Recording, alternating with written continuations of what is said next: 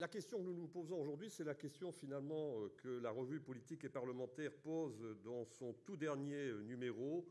Aimons-nous encore la liberté? J'ai envie de dire, qui mieux que vous, cher Pierre Manant, pour introduire ces 3 jours de débat? Vous êtes philosophe, vous avez été assistant de Raymond Aron, vous êtes l'un des fondateurs de la grande et belle revue Commentaire, qui, soit dit en passant, est un peu plus jeune que la revue politique et parlementaire. Mais bon, ça, ce privilège de l'âge ne donne aucun privilège intellectuel. Vous avez enseigné à l'École des hautes études en sciences sociales et à l'Institut d'études politiques, où j'ai eu la chance, il y a maintenant plus de 30 ans, de suivre vos cours. Et vous êtes l'auteur de très nombreux ouvrages, où vous traitez, entre autres, de l'histoire intellectuelle du libéralisme, paru dans les années 80, ou des cours familiers de philosophie politique qui constituent, je pense, 2 ouvrages capitaux pour faire ses gammes lorsque l'on souhaite aborder la philosophie politique. Plus récemment, vous avez publié, après le référendum de 2005, un ouvrage intitulé « La raison des nations » et le tout dernier, « La loi naturelle et les droits de l'homme ». Et je peux citer celui qui arrive très prochainement, je crois dans 48 heures dans les librairies, Pascal et la proposition chrétienne chez Grasset. Vous écrivez dans une langue, je tiens à le dire, pour un philosophe, qui est une langue très accessible, qui est très pénétrante. Vous êtes rare dans les médias, mais chacune de vos apparitions est une apparition qui fait sens et qui fait événement. Et j'allais dire que vous êtes aussi modeste que détenteur d'un immense savoir, ce qui, généralement, va de pair. Alors, votre œuvre, monsieur le maire de Saint-Raphaël l'a déjà esquissé, se penche sur tous les grands concepts de la philosophie politique. La liberté, évidemment, nous allons y revenir. La liberté dans sa relation avec l'égalité, vieille préoccupation tocquevillienne. L'individu et la cité, la nation, les idéologies, le pouvoir, la question de l'obéissance, mais également du consentement. Et vous vous penchez également sur la formation de la pensée moderne et du rôle de l'évolution du politique dans nos sociétés. Ces notions, vous les disséquez, vous en retracez la genèse, vous les mettez en perspective, surtout au regard de notre situation présente.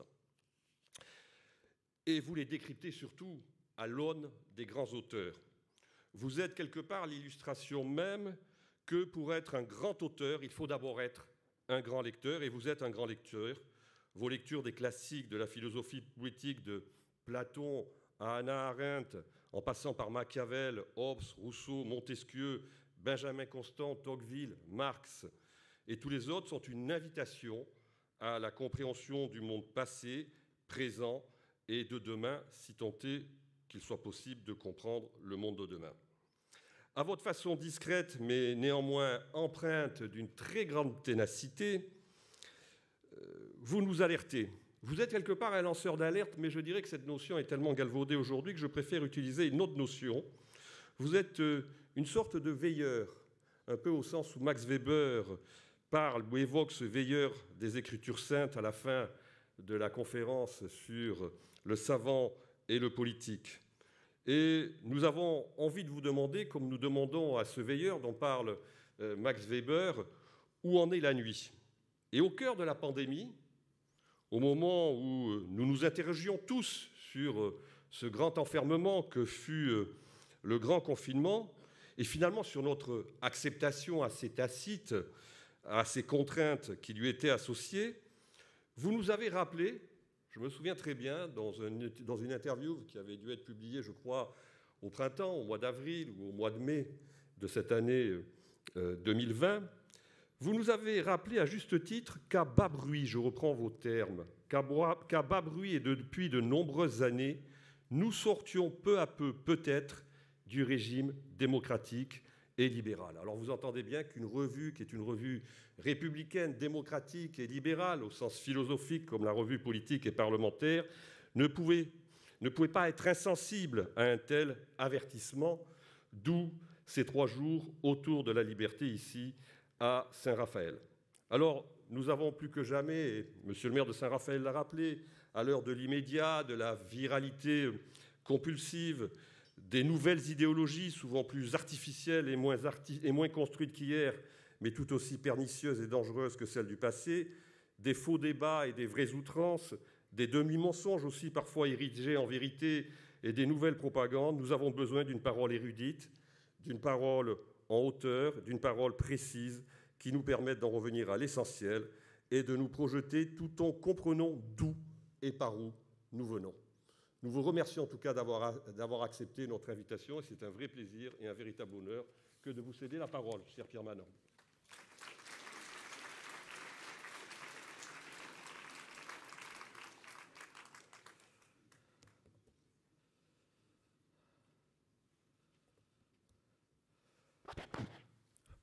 Bonjour ou bonsoir, je ne sais plus à quelle heure de la journée nous sommes. Je me suis levé tôt pour venir ce matin. Merci, cher Arnaud Benedetti, pour vos paroles si amicales.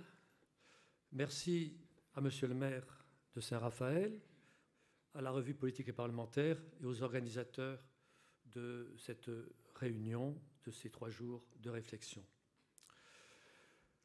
Il m'a été demandé de définir la liberté. La liberté semble bien la chose du monde la plus difficile à définir. Certes, si on me commande de faire quelque chose qui me déplaît et que je réponde « il n'en est pas question, je suis un homme libre », j'ai le sentiment de savoir ce que je dis. Mais si on me dit « tu es libre, fais usage de ta liberté », me voilà bien perplexe. Car être libre de faire ne me dit pas quoi faire. Si je dis à mon petit-fils « enfin, il serait temps que tu deviennes un peu autonome », je ne suis pas sûr que cela l'aide beaucoup à le devenir. Il y a dans la notion de liberté une indétermination troublante. Je n'essaierai pas d'inventorier les différents sens que le terme a pu recevoir dans notre histoire politique et morale ou philosophique. D'ailleurs, Monsieur le maire a évoqué avec beaucoup de précision et de pertinence, et je l'en remercie, quelques-unes des grandes références philosophiques de la notion de liberté au cours de son exposé introductif. Donc, je n'essaierai pas d'inventorier les différents sens que le terme a pu recevoir, je voudrais simplement considérer avec un peu d'attention ce qu'a signifié concrètement la liberté pour les hommes et les sociétés qui en ont fait le principe déclaré de leur organisation et de leur vie commune. En effet, toutes les sociétés, toutes les civilisations n'ont pas mis au centre de leur intention la liberté. La nôtre, si. Donc, je voudrais considérer brièvement, mais avec un peu d'attention, ce qu'on peut appeler le mouvement de la liberté moderne, ou encore, terme d'Alexis de Tocqueville, le mouvement démocratique. Si donc nous considérons l'histoire des 2 siècles qui, en Occident, se sont déroulés sous l'étendard de la liberté, donc de la seconde moitié du XVIIIe siècle à aujourd'hui, un peu plus de 2 siècles, nous voyons que le désir, le projet et finalement le commandement d'être libre a reçu 2 sens très différents et même finalement 2 sens opposés ou presque opposés. Dans le premier sens, celui qui vient immédiatement à l'esprit quand on parle de liberté, devenir libre, se libérer, consiste à écarter les obstacles. Écarter les obstacles qui s'opposent à notre mouvement, au mouvement de la vie, puisque la vie est un mouvement. C'est instituer donc ce laisser-faire, laisser-passer, qui a fourni le leitmotiv du libéralisme depuis la seconde moitié du XVIIIe siècle. Laisser-faire, laisser-passer, qui se décline aujourd'hui dans les libertés de circulation qui sont au cœur des règles européennes. Vous vous souvenez des 4 libertés? Liberté de circulation des personnes, des capitaux, des biens, des services.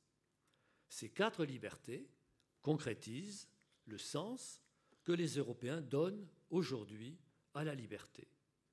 Le sens, en tout cas, que les institutions européennes donne aujourd'hui à la liberté. Nous savons cependant que la liberté a aussi un autre sens, un sens longtemps extrêmement valorisé dans les pays d'Europe et qui indique une toute autre direction. La liberté consiste non seulement à écarter les obstacles, je viens d'en parler, mais à décider librement des règles qu'on se donne. Décider librement des règles qu'on se donne, elle consiste, non seulement pour l'individu, mais pour le groupe humain, pour l'association civique, elle consiste à se commander à soi-même. Rousseau, dans le contrat social, a donné une expression particulièrement énergique à cette idée. Je le cite, livre 1, chapitre 8 du contrat social, « L'obéissance à la loi qu'on s'est prescrite est liberté. » Deux sens de la notion de liberté. Et on voit sans peine que la liberté comme absence d'obstacle opposé ou opposable à mon désir ou à ma volonté, d'un côté, et la liberté comme commandement qu'on se donne à soi-même sont deux choses très différentes. Or, et c'est ici que les choses, je dirais, commencent à devenir intéressantes, ces deux libertés, ou ces deux acceptions très différentes de la liberté, ont été longtemps étroitement solidaires, ont été longtemps en Europe étroitement solidaires. C'est même cette solidarité ou la dépendance réciproque de ces deux libertés qui définit largement ce qu'on peut appeler la liberté moderne ou la démocratie moderne.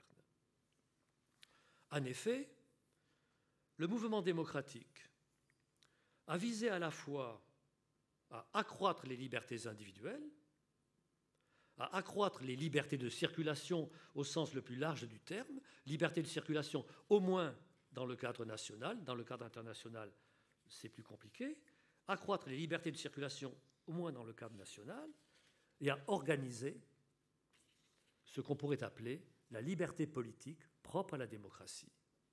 Donc, l'Europe, en quelque sorte, s'est consacrée pendant presque les deux siècles qui nous précèdent à la fois accroître les libertés individuelles, les libertés de circulation, et aussi concrétiser, perfectionner ce qu'on pourrait appeler la liberté politique propre à la démocratie, à savoir donc le commandement de soi par soi du corps politique, ou, selon l'expression fameuse du président Lincoln à Gettysburg, le gouvernement du peuple, par le peuple, pour le peuple.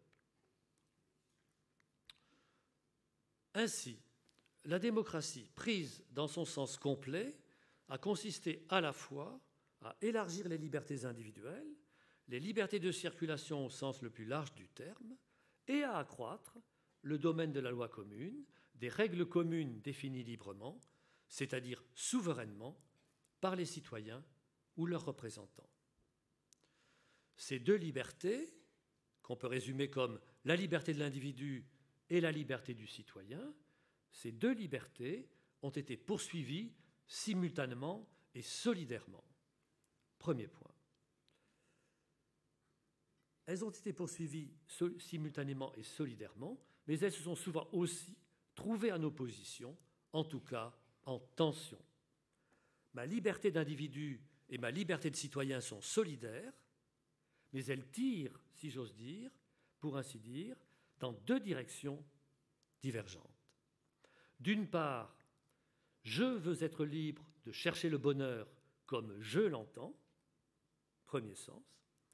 D'autre part, je veux participer à la libre détermination des règles communes, je veux participer à la libre formation de la loi politique. Pour faire ressortir comment les deux libertés divergentes peuvent devenir des libertés opposées, je dirais que, selon la première, comme individu attaché à sa liberté de mouvement, je veux être de moins en moins commandé, qu'on me laisse tranquille, de moins en moins commandé. Et selon la seconde, comme citoyen, je veux être de plus en plus commandant. Commandant non pas par mon arbitraire, mais commandant par la loi commune à la formation de laquelle j'ai participé. On voit tout de suite que ces deux versions de la liberté démocratique moderne, ou de la liberté moderne, ne seront pas embrassées avec la même affection par tous les citoyens. Selon leurs conditions sociales et leurs préférences politiques, les uns seront attachés par préférence ou avant tout aux libertés individuelles et voudront réduire ou circonscrire le plus possible la part de la loi qui commande à tous. Les autres voudront accroître au contraire la part de cette loi qui commande à tous, à la condition bien sûr que cette loi, que la législation favorise leurs intérêts ou s'accorde avec leurs opinions, à la condition, pour le dire de façon un peu sommaire, à condition que leur parti soit au pouvoir. Donc, vous voyez tout de suite que ces deux libertés peuvent être si divergentes qu'elles sont défendues par des partis différents et qui s'opposent dans la bataille politique qui est propre à la démocratie.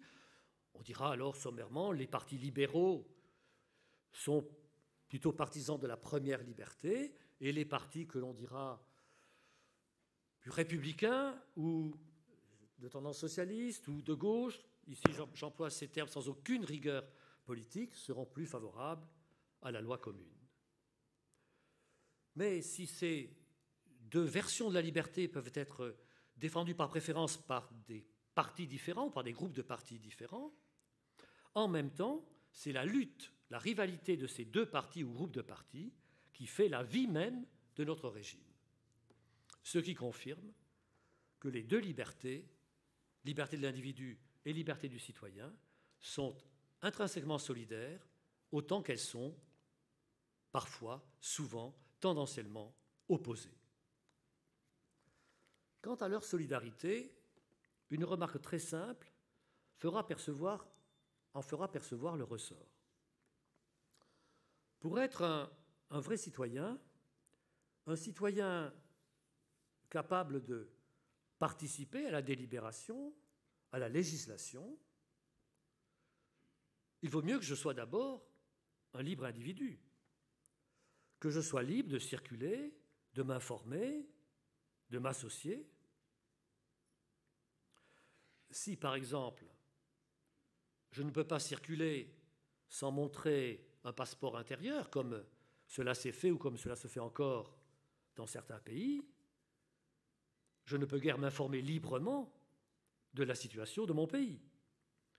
Je ne peux donc participer avec un minimum de compétences à l'organisation de la vie commune. Si je ne peux pas librement rencontrer les autres citoyens, leur demander ce qui se passe autour d'eux, quels sont leurs souhaits, je ne peux pas participer avec un minimum de compétences à l'organisation de la vie commune.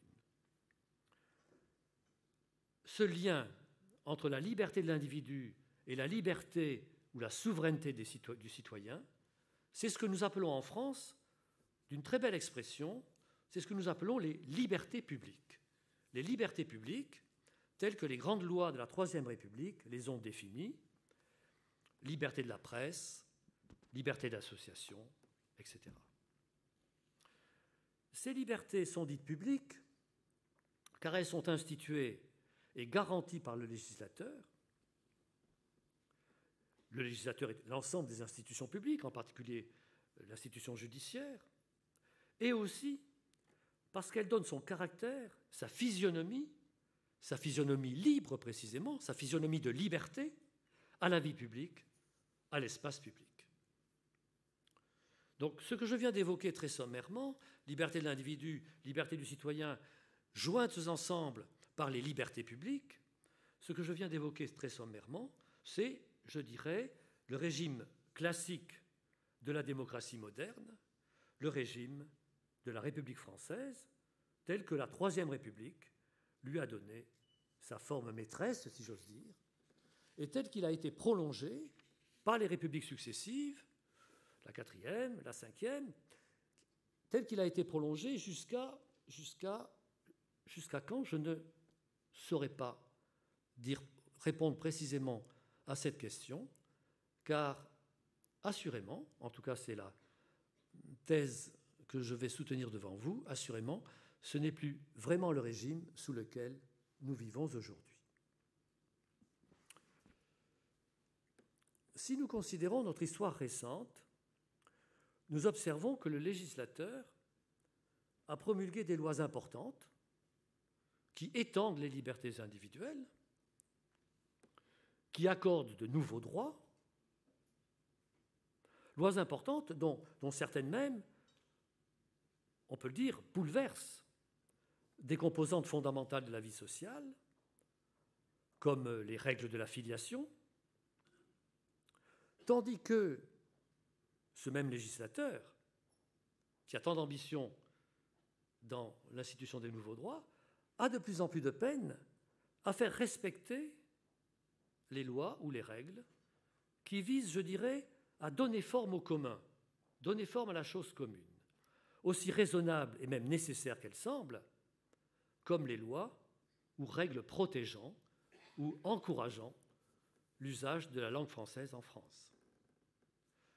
S'il vous arrive de prendre le métro à Paris, vous verrez qu'à peu près 3 publicités sur 4 sont rédigées en langue anglaise.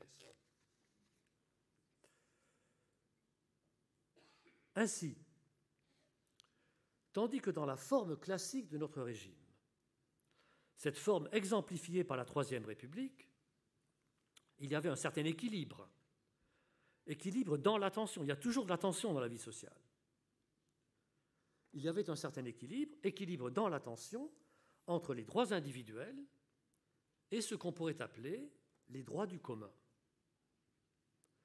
On observe aujourd'hui un déséquilibre croissant à l'avantage des droits individuels et au détriment du commun. Tandis que les droits individuels s'étendent sans cesse et que le propos de les étendre semble fournir la finalité même de la démocratie telle qu'elle est conçue et vécue aujourd'hui, je crois que si l'on interroge nos concitoyens et nos contemporains, démocratie pour eux veut dire les droits individuels.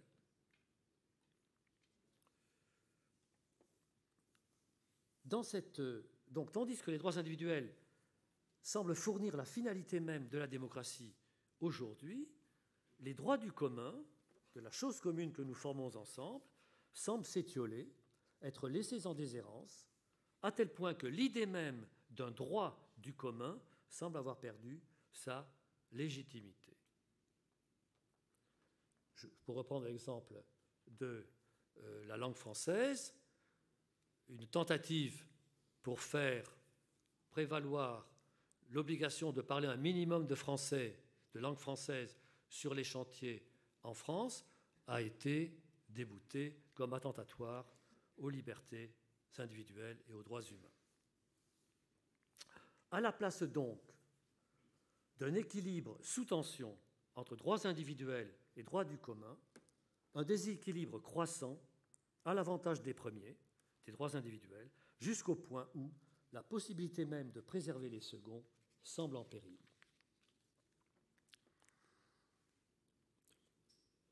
Je voudrais relever le point, me semble négligé, que ce déséquilibre contribue à modifier profondément le caractère et le sens des droits individuels eux-mêmes, le caractère et le sens de la liberté individuelle parmi nous.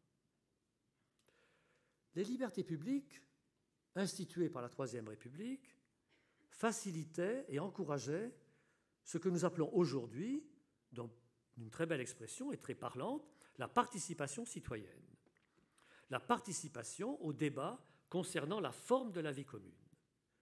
Et cette participation citoyenne a cru, toujours accrue, susciter l'expression d'idées différentes sur le commun et dont l'expression de désaccords publics. L'expression publique de désaccord sur la forme du public. L'expression vigoureuse de désaccord sur le commun, sur la forme que doit prendre notre vie commune, permise par la vigueur des libertés publiques, renforcer en retour celles-ci, on acceptait, dans cette Troisième République, que je prends ici comme en quelque sorte une référence typique, comme la forme maîtresse de la République en France, on acceptait la plus grande liberté d'opinion et d'expression comme la condition d'un débat sincère et significatif sur la forme du commun.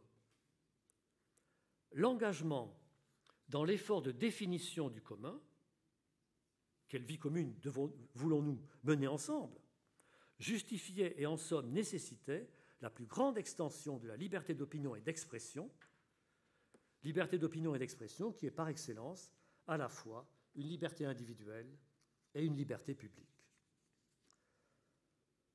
Aujourd'hui, je l'ai dit, le centre de gravité du corps politique s'est déplacé. Le législateur institue, protège et étend principalement les droits individuels et laisse dans un flou croissant le statut du commun. Ce n'est pas seulement le législateur, du reste, c'est l'opinion en général qui, en vérité, ne sait plus où réside le commun, ce commun dont je viens de parler, dont j'ai commencé à parler. Où réside-t-il? Dans quel cadre et pour quel commun la loi, finalement, doit-elle être faite et pensée? Est-ce la nation, la France, comme il était évident sous la Troisième République, et d'ailleurs sous la Quatrième et la Cinquième jusqu'à une date récente? Ou ne serait-ce pas plutôt l'Union européenne? Ou même, ultimement, l'humanité en voie d'unification sous la pression ou à l'appel de la mondialisation? Il n'y a plus vraiment parmi nous de droit du commun, car on ne sait plus. On ne sait tout simplement plus où réside le commun, puisque ce commun par excellence qu'était la nation a perdu une grande partie de sa légitimité politique, même si cette nation reste largement encore le cadre de la vie commune. Or, l'indétermination du commun change profondément la nature et le sens des droits individuels. Jadis, ceux-ci étaient reconnus et garantis dans le cadre de la République française. Donc, dans le cadre d'une démocratie nationale qui se reconnaissait le droit et le devoir de définir la forme de la vie commune. Aujourd'hui, la République ne se reconnaît plus ce droit éminent. La République ne se reconnaît plus ce droit éminent qui la définissait sous sa forme classique. En vérité, elle ne se pense plus comme un régime politique proprement dit, comme le gouvernement de soi par soi d'un corps politique, mais plutôt comme le support et l'instrument de certaines valeurs. Les valeurs de la République dont on parle tant, qui, c'est l'inconvénient de cette notion, qui, en tant que valeurs, sont indépendantes de tout corps politique particulier et peuvent donc être définies et promues autant par les institutions et juridictions européennes ou internationales que par les institutions nationales. Ainsi, la République, telle que son sens est modifié parmi nous sous le même terme, en gardant le même terme, la République est de moins en moins le gouvernement d'une chose commune qui s'est concrétisée au cours d'une longue histoire, mais de plus en plus, pour ainsi dire, une atmosphère morale qui, sur tous les sujets, tend à imposer le point de vue de l'individu titulaire de droit, ou si l'on veut, le point de vue de l'homme en général, de l'homme sans histoire, de l'homme sans appartenance, de l'homme sans qualité. Cette modification profonde de notre régime politique, car c'est de cela qu'il s'agit, a des effets perceptibles sur la fabrique morale et, je dirais, psychique des sociétaires, et particulièrement sur leur rapport à la liberté. Je l'ai dit, le déséquilibre croissant entre droits individuels et droits du commun, à l'avantage des droits individuels, change de plus en plus le caractère, ou plutôt le sens même, des libertés individuelles. Cette modification est difficile à analyser, à expliquer clairement, mais elle est profonde, je crois. Elle est ressentie comme telle, je le crois aussi. En tout cas, c'est ce que semblerait signaler le malaise moral, et pas seulement politique ou social, qui s'est progressivement installé parmi nous. Je voudrais du moins essayer de caractériser brièvement ce qui nous arrive, en tout cas, ce qui arrive à notre liberté. Je commencerai par pointer le fait qui, selon moi, est la cause prochaine de notre malaise et perplexité, à savoir que les libertés nouvelles, les droits nouveaux, ont été accompagnés d'une réduction croissante de la liberté d'opinion et d'expression. Plus précisément, pour le dire carrément, plus précisément que les libertés nouvelles inscrites dans la loi ne peuvent plus être librement discutées. On ne s'est pas suffisamment interrogé sur l'étrange phénomène social et politique dont nous sommes témoins depuis un certain nombre d'années. Une fois qu'un nouveau droit a été institué par la loi, il est immédiatement retiré du débat public. Je ne parle pas du débat législatif, qui est évidemment clos. La loi est valide et sa validité doit être évidemment reconnue par tous les citoyens. Je parle du débat intellectuel, de la réflexion sur les mérites de la loi nouvelle, débat qui, pour ainsi dire, n'est plus autorisé. Je n'exagère pas. Qui se risque à élever des objections contre l'institution de ce droit nouveau se place immédiatement hors de ce que l'on pourrait appeler le cercle des participants légitimes au débat public. Et même, phénomène singulier, avoir participé au débat du côté des critiques avant le vote de la loi donne occasion au même procès en illégitimité. Présente ou passée, cette disposition critique à l'égard du nouveau droit est essentiellement illégitime et, si j'ose dire, illégitimante. Question. Comment une liberté nouvelle, c'est une liberté nouvelle, comment une liberté nouvelle qui, il y a 20 ans, n'était envisagée par personne, ne peut plus être, 20 ans après, contestée par personne? Si l'étonnement est le commencement de la science, comme l'a remarqué fameusement Aristote, si l'étonnement est le commencement de la science, alors les praticiens des sciences sociales et politiques n'ont pas été suffisamment étonnés par cet étrange phénomène.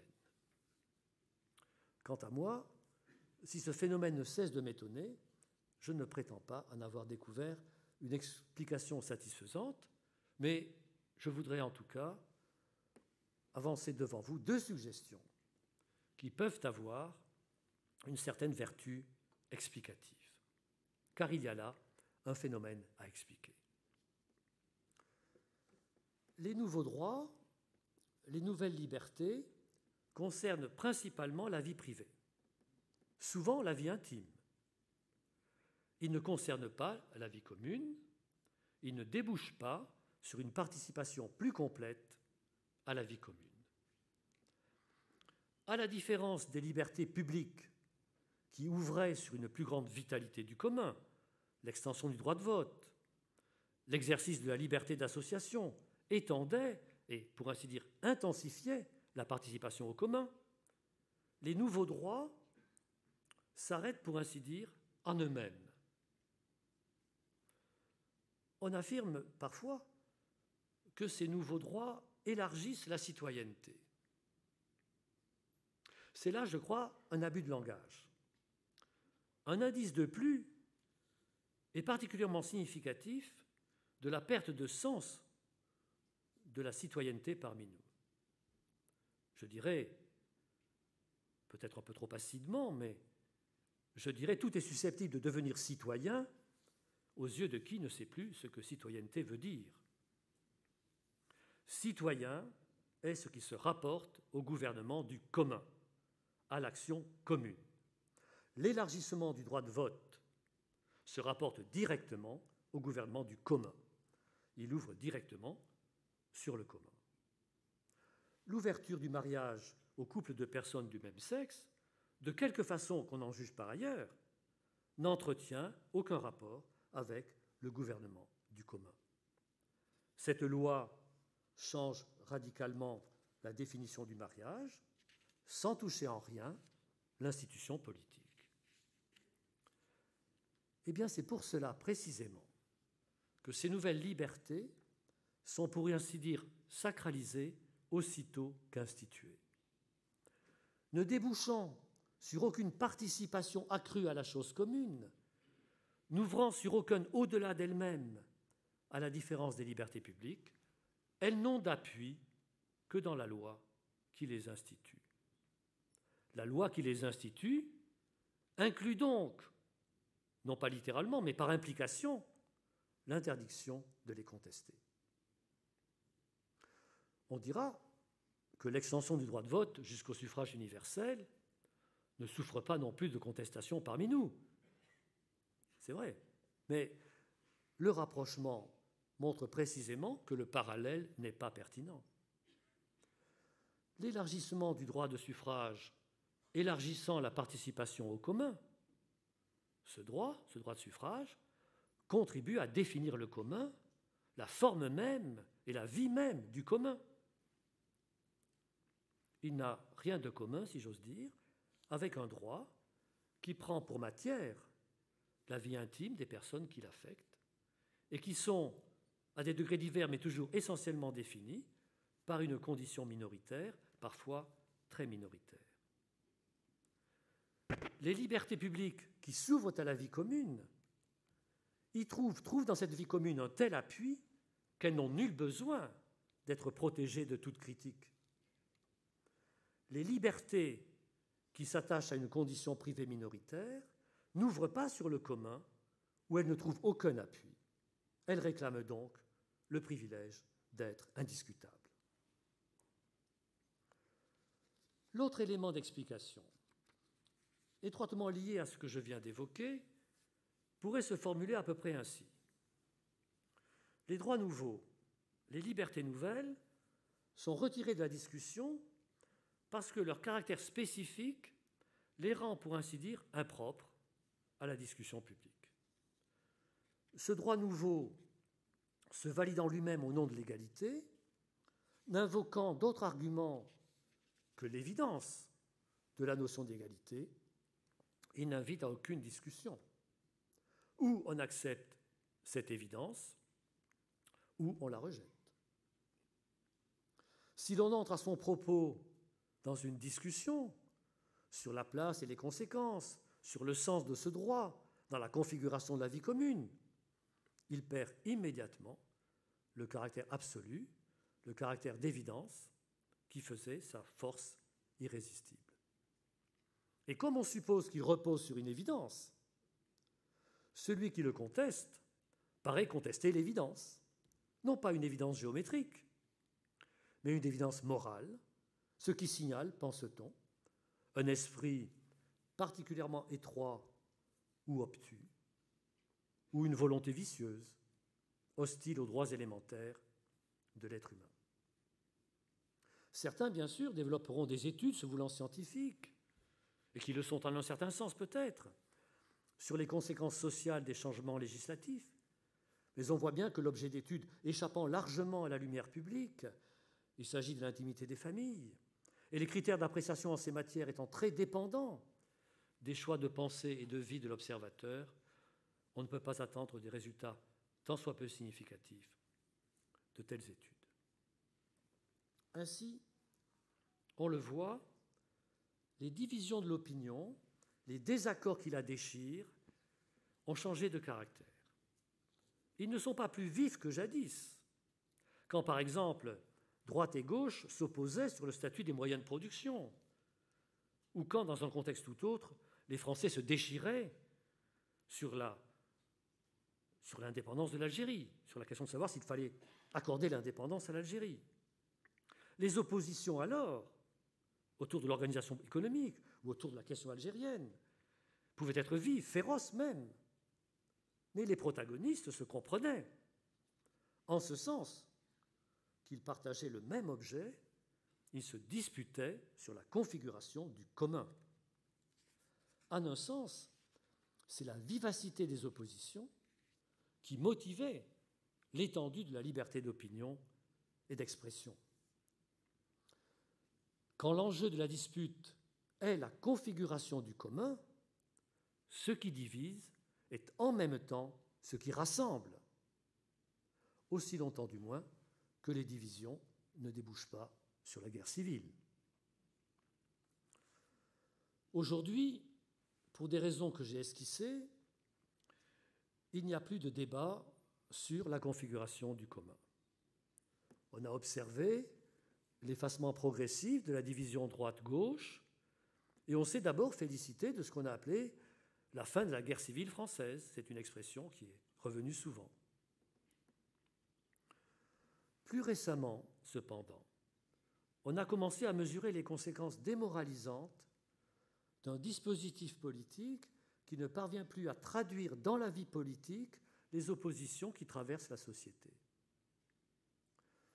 Le problème est que les nouvelles oppositions sont d'un caractère inédit, que nous peinons à cerner. À la différence de la droite et de la gauche d'antan, d'il n'y a pas si longtemps, les deux partis opposés aujourd'hui ne s'accordent même pas sur l'objet de la dispute. Les partis de gouvernement, ce que l'on appelle les partis de gouvernement, qui se regardent volontiers comme le cercle de la raison, vous le savez, considèrent que la finalité et le sens même de la vie collective résident dans la protection et l'administration des droits. Déclarer les droits, les garantir, les étendre, telle est la finalité de la République, qui, dans cette perspective, n'est pas simplement un État de droit, comme on le répète sans cesse, mais un État des droits. Un État des droits.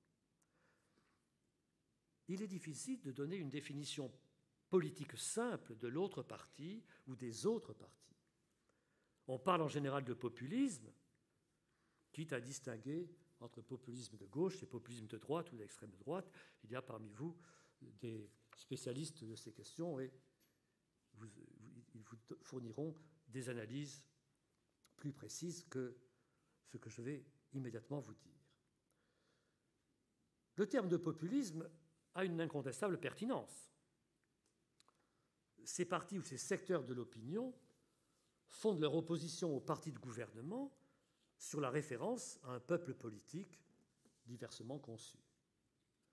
Les populismes sont exclus du cercle de la raison et de la morale, en tout cas du cercle de la légitimité, parce que l'idée même de peuple paraît impliquer le sacrifice des droits humains à la particularité d'un collectif arbitrairement défini. Ceci est très important à garder en tête.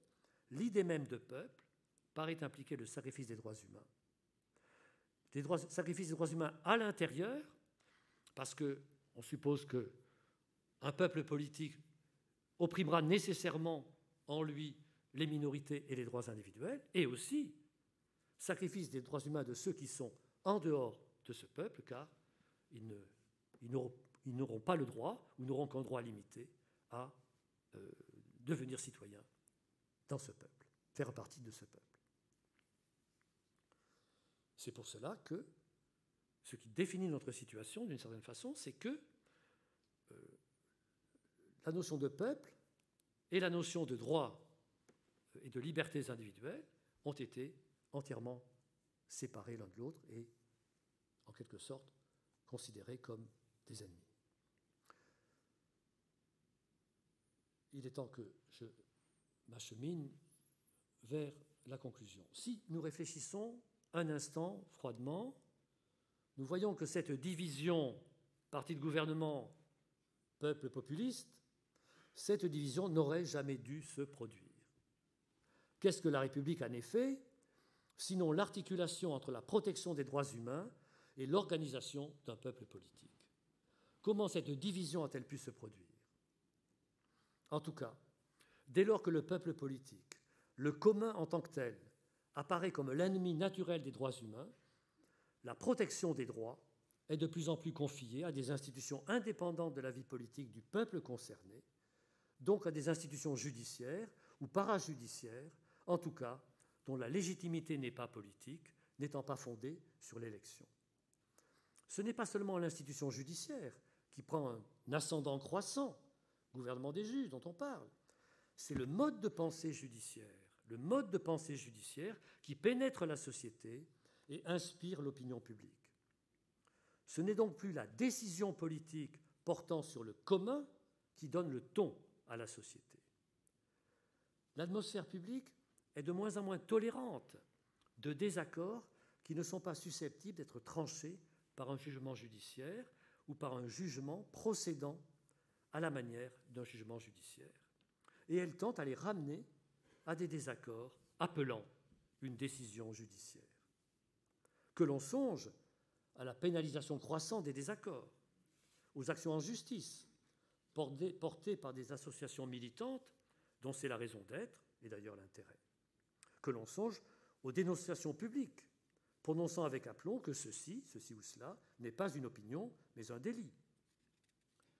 Ce rétrécissement de la liberté de critique, qui a commencé à cristalliser autour des nouveaux droits, tend à s'étendre au sujet d'intérêt commun qui subsiste et qui ne semble pas pouvoir se passer d'une libre discussion. Dès qu'un tel sujet apparaît avec une certaine urgence, il se forme très vite une opinion autorisée, pour ainsi dire officielle, qui réduit considérablement l'éventail des appréciations légitimes.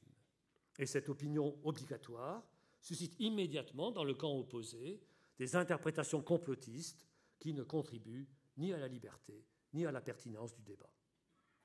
Ces phénomènes croisés, rétrécissement du cercle des opinions autorisées et judiciarisation du débat d'un côté, complotisme exacerbé de l'autre, ces phénomènes croisés découlent d'une transformation de notre régime politique qui, sous le même nom de république ou de démocratie, est devenu très différent de lui-même. Alors si pour conclure, j'essaie de pointer la racine intellectuelle de nos difficultés, je dirais ceci. Nous supposons d'un côté que les débats portant sur le commun reposent sur des idées confuses donc dangereuses, et d'ailleurs incapables de conduire à un accord. Tandis que l'idée des droits humains, ou les idées des droits humains, sont des idées claires et distinctes, évidentes, qui n'autorisent pas le désaccord si les sociétaires sont normalement instruits et de bonne foi. Et c'est donc sur elles, sur ces idées claires et distinctes, que doit reposer l'organisation de la vie commune. Cette façon de penser est doublement défaillante.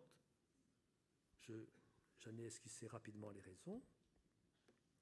Je résume.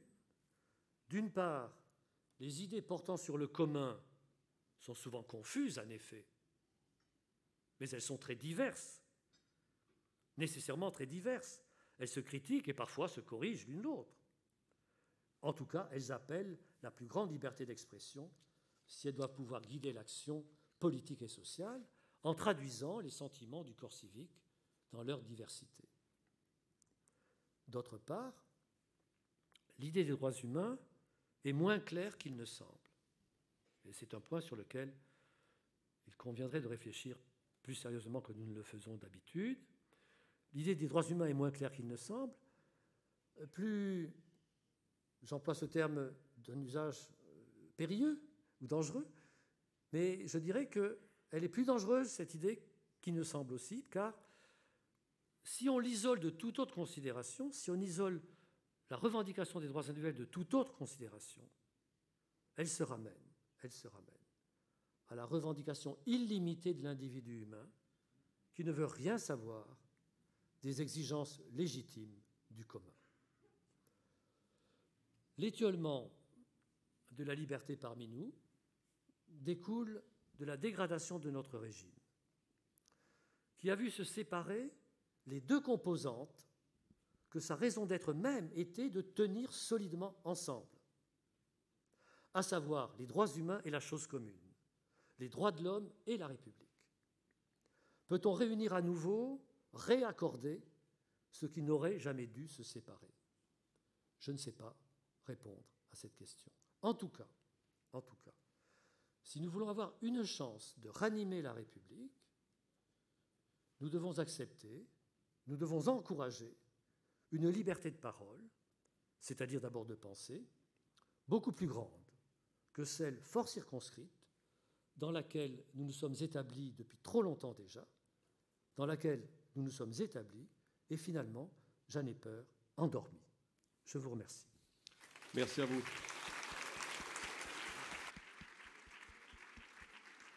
Merci à vous, cher Pierre Manant. Alors, on va prendre quelques questions dans la salle. On est dans un débat libre, bien évidemment, mais il faut aussi organiser le temps et c'est la tâche un peu ingrate qui me revient. Alors, je tiens à préciser que nous avons des étudiants de l'HEIP, les Hautes Études internationales et politiques. L'HEIP est le partenaire historique de la revue politique et parlementaire qui sont dans la salle et je crois qu'il y en a un certain nombre qui souhaitent poser des questions. Donc, qu'ils lèvent le doigt. Voilà. Alors, voilà. On les écoute. Je viens sur la scène. Okay. Allez-y, mademoiselle. Bonjour. Merci à vous, Pierre Manant, pour la conférence qui était très intéressante. Merci à Monsieur le maire pour son mot auparavant et pour votre invitation et pour permettre à nos étudiants, enfin à nous, étudiants, de participer à ces 3 jours. J'aurais ajouté en fait une déclinaison à vos différents sens de la liberté, les fausses libertés. Il n'y a plus de liberté de presse, puisque 11 milliardaires possèdent plus de 80% de la presse. Plus de liberté d'opinion ou d'expression, sans se faire lyncher ou insulter sur Internet. Et plus de liberté individuelle, puisqu'elles sont toutes possédées par les entreprises. Est-ce qu'on n'aurait pas perdu le contrôle sur nos libertés depuis bien longtemps ?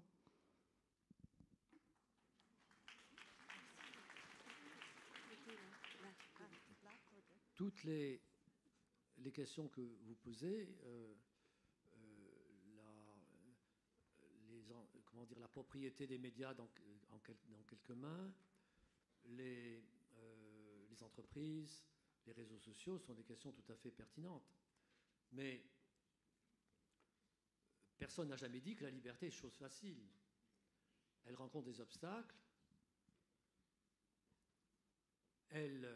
Les institutions de la liberté peuvent se retourner contre elles-mêmes quand, je ne sais pas, un journal ou un groupe de journaux qui normalement doit donner voix à la variété des opinions est la propriété d'une seule personne, d'une seule orientation politique. Mais je crois que c'est une... Encore une fois, les questions que vous posez sont tout à fait pertinentes, mais dites-vous bien que vous pouvez faire quelque chose là contre. Les réseaux sociaux, vous n'êtes pas obligé d'en tenir compte. C'est peut-être mon âge qui m'autorise à dire cette absurdité, mais vous n'êtes pas obligé d'en tenir compte. Non, c'est vraiment, je crois, important. Parce que, en effet, ça a quelque chose d'odieux, ce qui se passe sur les réseaux sociaux. Mais je crois qu'il est encore possible de tourner le dos et de conduire sa vie intellectuelle ou en général sa vie professionnelle ou personnelle sans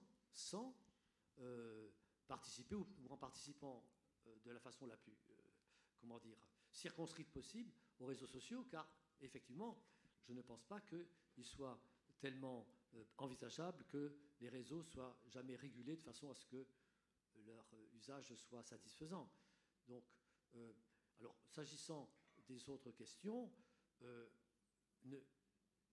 les entreprises sont des lieux de pouvoir, les les journaux sont des lieux de pouvoir, mais regardez quand même, il y a encore une certaine variété d'opinions dans les journaux, même si à peu près tous les journaux sont détenus par des fortunes privées, mais ça a été presque toujours le cas en France, d'une façon ou d'une autre. Ça n'a pas empêché, ça n'empêche pas la diversité des opinions, même si, effectivement, la vie de la presse est moins féconde ou moins passionnante que ce qu'elle a pu être à d'autres moments. Pour les entreprises, je suis moins capable de vous répondre, mais là aussi, alors, quel terme trouver? Ni une illusion, ni un fantasme, mais enfin, c'est une représentation qui est tentante dans la situation où nous sommes. Car effectivement, nous nous sentons désarmés. Nous nous sentons désarmés par tout ce qui se passe.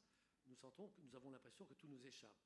Mais si nous réfléchissons un petit peu encore, dans un pays comme le nôtre, eh bien, nous pouvons faire beaucoup de choses. La police ne risque pas d'arriver à 6 heures du matin et vous envoyer dans une destination inconnue. Les livres sont accessibles, les associations sont nombreuses, donc il y a de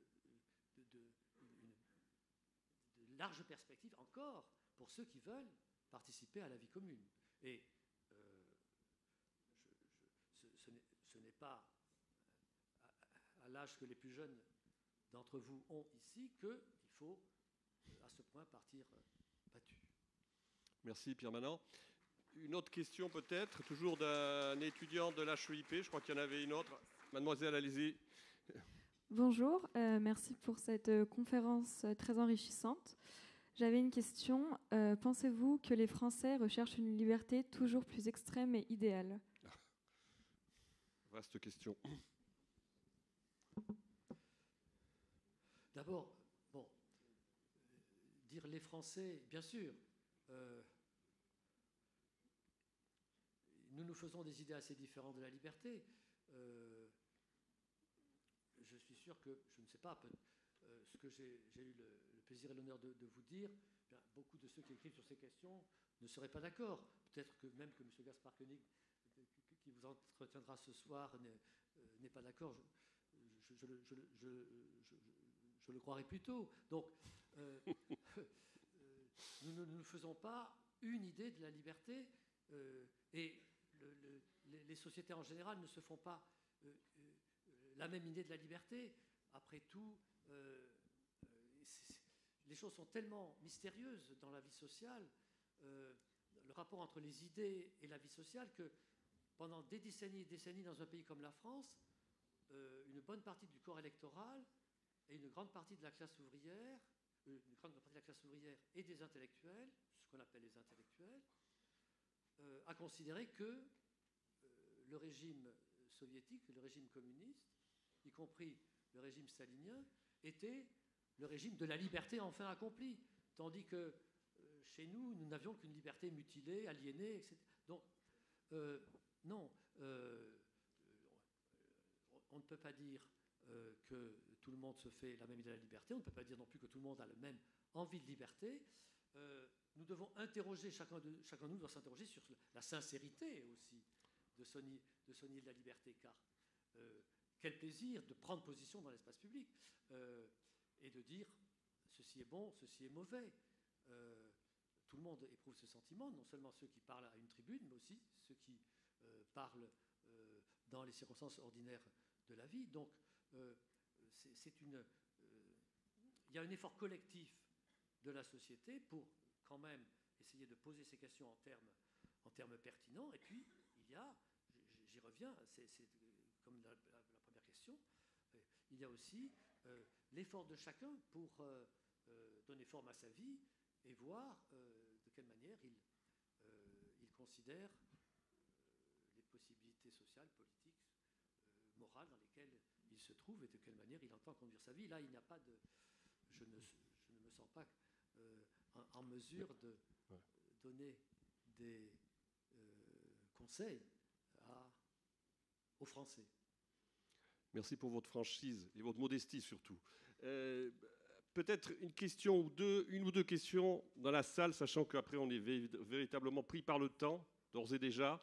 Mais question. Johanna Nowicki, que je reconnais.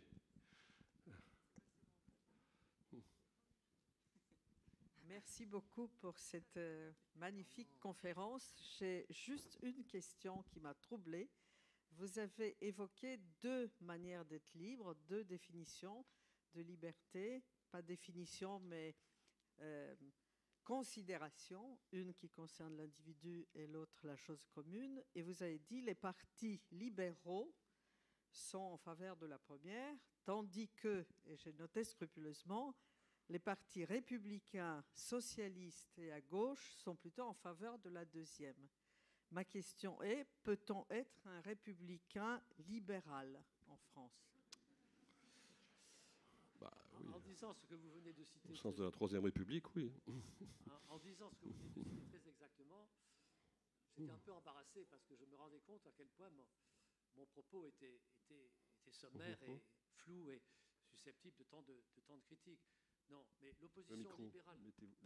l'opposition libérale républicain a été mise en valeur il y a une vingtaine d'années par Régis Debray, en expliquant que finalement la gauche se divisait entre libéraux et républicains. Donc je faisais pour une part allusion à cela, mais il est vrai que dans le débat, dans la vie politique ordinaire d'une démocratie comme la nôtre, vous avez en général le Parti libéral, qui en France n'a jamais le nom de Parti libéral, mais s'appelle autrement, mais il réclame la liberté d'entreprendre, les libertés individuelles en général. Maintenant, avec les nouveaux droits, ça a un peu changé, mais donc ceux qui se sentent assez forts pour se passer de la protection de l'État, on pourrait dire, et voudraient que l'État les laisse tranquilles de faire valoir leur indépendance, comme disait Montesquieu, faire valoir leur indépendance, et ceux qui ont le sentiment que la société ne doit pas laisser à des individus, à des entrepreneurs, la latitude d'acquérir trop de poids par eux-mêmes, mais qu'une règle commune doit s'appliquer à tous et être le principal moyen de donner forme à la vie commune. Alors, l'opposition, les termes qu'on emploie sont un peu conventionnels, sont un peu, ou plutôt renvoient à des contextes toujours changeants. Mais je crois que cette idée n'est pas fausse, mais elle renvoie à une période, en effet, où c'est la période antérieure à celle que nous connaissons aujourd'hui. C'est ce que j'appelle le régime classique de la démocratie moderne, dont nous sommes sortis en sortant de la polarité ou de la centralité de la polarité droite-gauche. Une question encore, là-bas, allez-y. Bonjour, Monsieur Manon. Vous disiez que la définition de la liberté n'avait fait qu'évoluer au cours des années. Alors moi, je me demandais si l'être humain il pouvait se satisfaire d'une liberté ou s'il cherchait toujours plus. Voilà. Si vous voulez se charger, pardon. S'il pouvait se satisfaire d'une liberté ou s'il cherchait toujours plus de liberté. Exactement.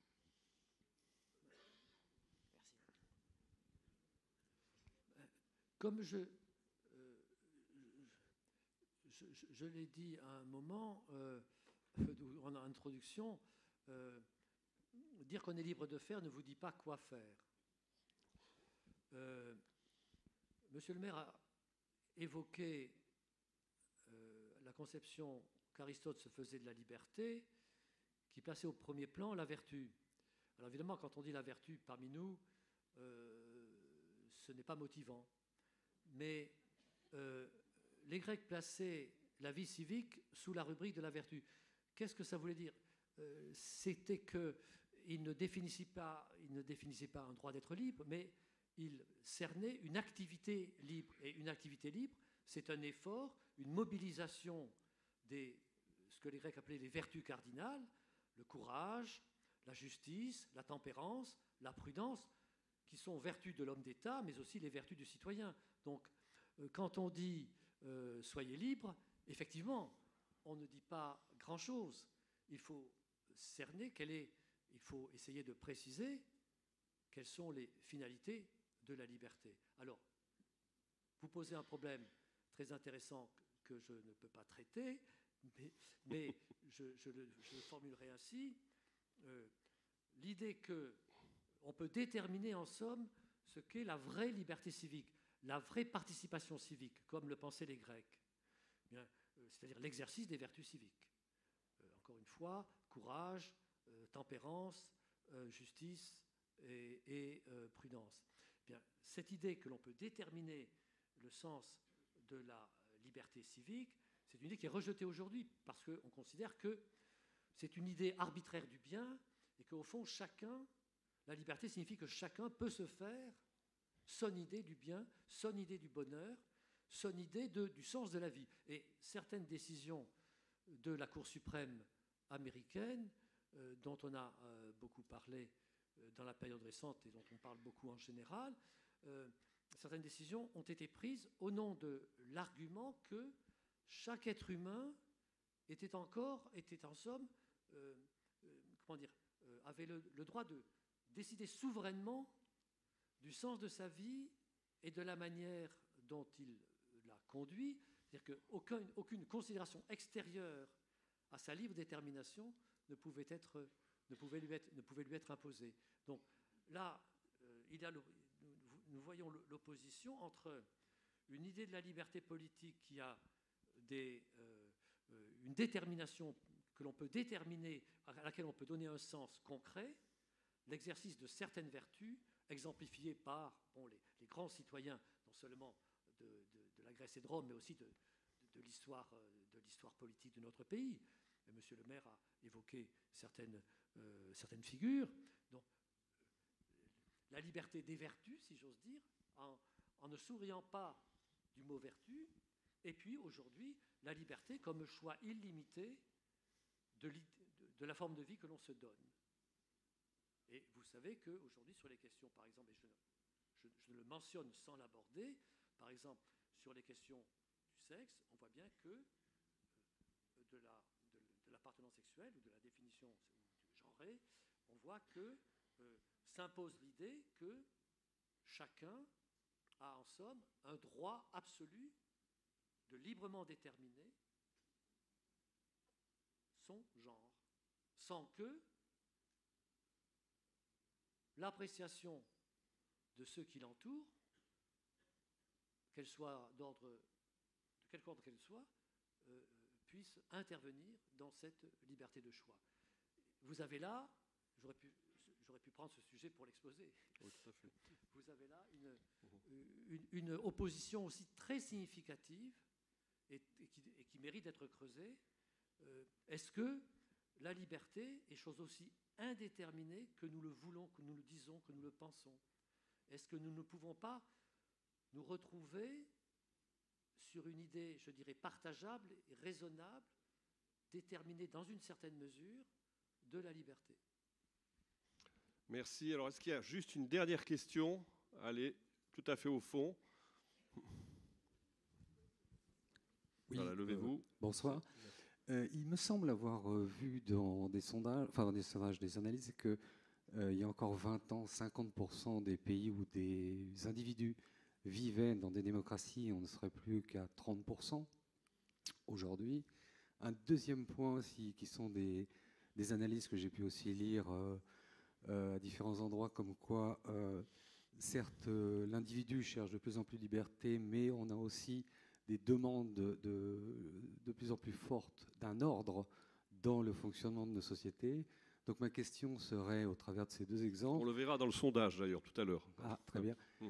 Ma question serait, à votre avis, est-ce qu'on va plutôt vers une augmentation de nos libertés ou au contraire, au travers de ces deux exemples, vers une diminution organisée ou pas, ou suite à une demande des individus de diminution de nos libertés? Pour le moment, la tendance est à la diminution. Je crois qu'on peut dire que la tendance est à la diminution parce que, en quelque sorte, progressivement, nous avons renoncé, je dirais, à l'effort civique. Si vous voulez, quand on fait quelque chose, on le fait à quelques-uns, on se rassemble, que ce soit un journal lycéen ou que ce soit la France libre. On décide, on choisit, on se rassemble et on donne forme à une entreprise collective. Et aujourd'hui, cette démarche essentielle à la vie pratique est en quelque sorte délégitimée d'avance, d'une certaine façon, par une certaine interprétation de l'égalité ou de l'égale liberté. Parce que on dit, ça, alors si vous faites ça, vous excluez de votre entreprise tous les autres, c'est-à-dire l'immensité de l'humanité. Mais si on raisonne ainsi, plus personne ne fera jamais plus rien. Plus personne ne fera jamais plus rien, car enfin, ce n'est pas contre l'égalité, contre le principe de l'égalité, ce n'est pas contre l'égalité, contre le principe de l'égalité, que de se rassembler librement et dans l'égalité pour faire ensemble une entreprise commune. Eh bien, si on dit, cette entreprise commune, elle vous sépare du reste de l'humanité, vous n'avez pas le droit de décider qui y participe, il faut que tout le monde puisse y participer, il va de soi que, l'homme comme animal pratique, comme animal entreprenant, comme animal actif, comme animal qui se rassemble avec ses congénères pour produire des choses nouvelles et communes, eh bien, il est entravé, il est découragé, il est démoralisé, et c'est cela, je trouve, qui est aujourd'hui le plus inquiétant, enfin, à mon sens, quant aux perspectives qui sont devant nous. Merci Pierre Manant pour ces propos très éclairants. On va passer à la première table ronde qui est animée par Rachel Binas, que j'appelle d'ores et déjà, qui va se rapprocher. Et pour ceux qui souhaitent évidemment poursuivre cette réflexion, je les invite évidemment à retrouver l'interview de Pierre Manant dans la revue Politique et Parlementaire. Merci à vous en tout cas.